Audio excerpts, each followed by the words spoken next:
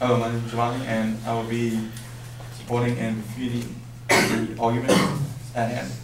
So, the definition of infantry is soldiers trained and armed with and equipped to fight on foot. So technically, anybody who has a weapon and their main purpose is to go out and kill the enemy, to annihilate them, and that's it. They're not trained for anything else or to do anything else.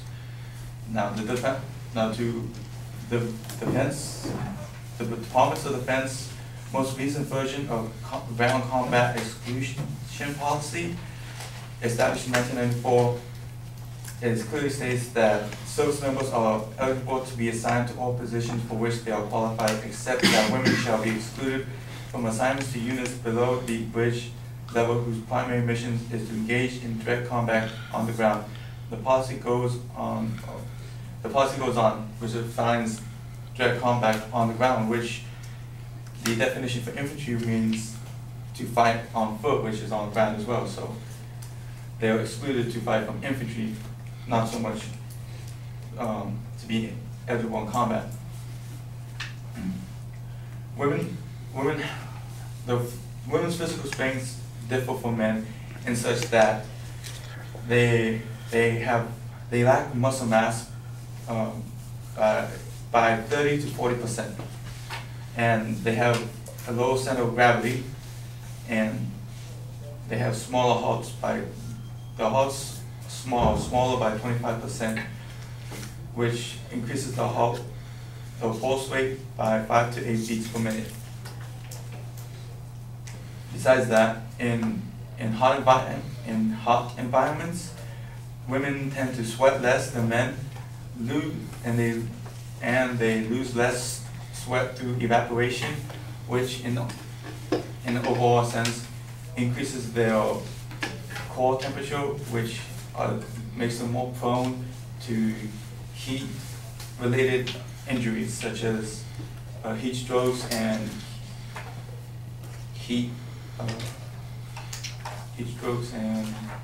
some other ones. Anyways, so women's athletic performance differ from men in such that though running, swimming, and bicycling are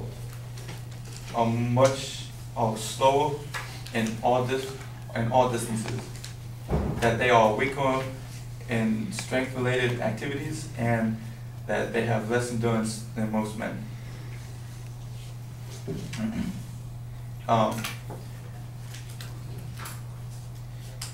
The General Brady, decorated Army General, he says that women pose an insane burden on the unit's readiness, in that they cannot carry their loads physically, carry wounded, lifting, and even lifting tool chests.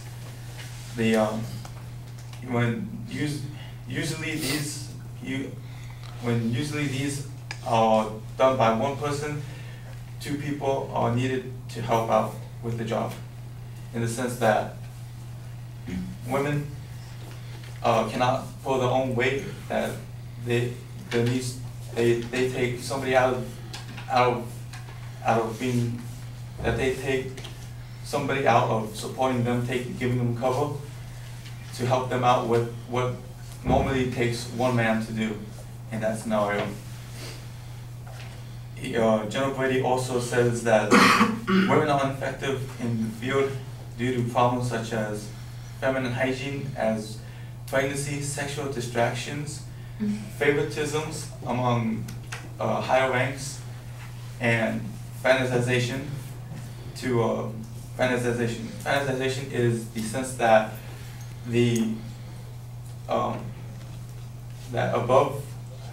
out of rank, such as like officers are flirting with non-officers and non-officers are flirting with officers. That is not allowed in the military because it creates a not very good environment for the troops, and the bonding between troops is affected because of the relationships being made between women and men.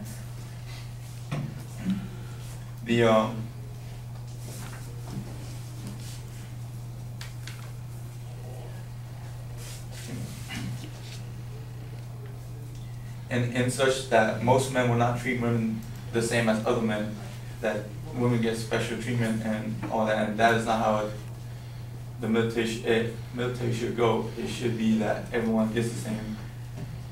Everyone should be treated the same and held to the same standards. General Dempsey, the chairman of the commander of the Joint Chiefs Staff, he stated to a press conference that he signaled to commanders that if women cannot meet certain standards to become warriors, then the services had better have a good reason why that bar should be lowered, should not be lowered. In that sense, that the services must lower their standards in order to have women eligible to apply for the positions that they hold, infantry.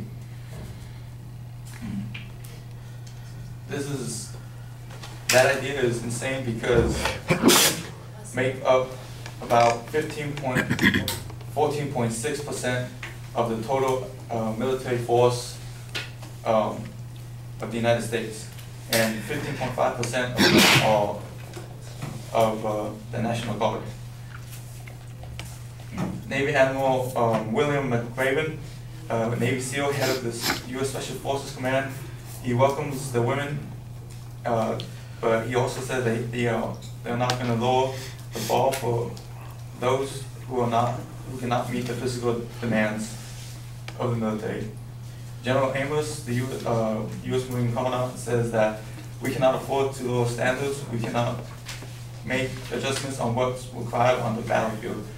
So, if women cannot meet the standards that they have set for them, what can they meet the standards for the battlefield?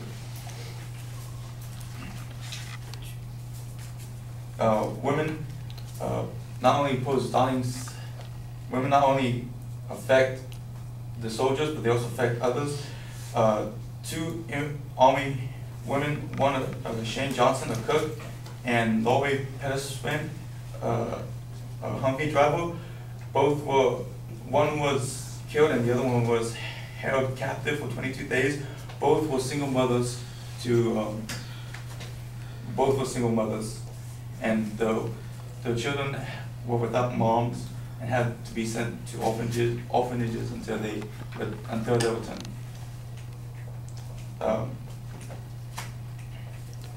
Your time's up, so